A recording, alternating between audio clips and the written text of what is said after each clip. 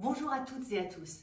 Je souhaite partager avec vous un message optimiste, tourné vers l'avenir, à l'occasion de cette belle journée internationale des droits de la femme qui a lieu dans un contexte inédit de crise sanitaire. Les femmes sont durement impactées par cette crise, parce qu'elles font partie des secteurs les plus touchés, parce qu'elles appartiennent dans beaucoup de pays à cette économie informelle qui n'a pas pu bénéficier des aides gouvernementales. Et pourtant, de nombreuses études montrent qu'elles ont renforcé leur position dans l'économie et le rôle de femmes leaders. Eh bien, elles l'ont fait parce qu'elles ont démontré leur optimisme, leur adaptabilité, leur capacité à saisir l'opportunité d'une culture naissante qui se veut désormais plus orientée vers la confiance, le bien commun et la construction d'une performance durable.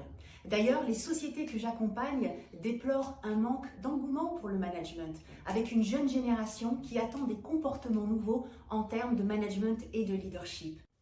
Eh bien, les femmes ont tous les atouts pour prendre place dans cette nouvelle donne, grâce à leur qualité de femmes authentiques, capables d'élaborer une stratégie visionnaire et d'embarquer le collectif, ou d'entreprendre dans des moments où la prise de risque pourrait paraître suicidaire.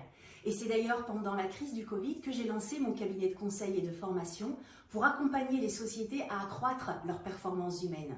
Parce qu'une grande leçon de cette crise est que la performance humaine n'aura jamais autant compté dans la performance des entreprises. Et j'avais également à cœur de partager mon expérience, mon parcours de femme dirigeante dans la finance en créant le cercle Fewomenal dédié au leadership féminin pour développer les talents phénoménaux des femmes et leur apporter des outils concrets pour devenir des femmes plus impactantes, plus influentes dans leurs affaires. Il ne faut pas oublier que l'histoire est toujours mère de l'actualité. Et c'est souvent pendant les périodes de grands bouleversements et de changements que les femmes ont pu concrétiser de remarquables avancées dans la société.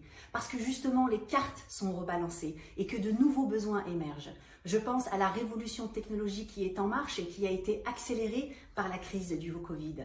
C'est un moteur déterminant de cette nouvelle réalité dont les femmes doivent se saisir si elles veulent faire partie des métiers de demain. Et je dirais maintenant, c'est à nous de sortir notre meilleur jeu pour concrétiser et renforcer ces acquis et participer au changement et être le changement que nous souhaitons voir demain.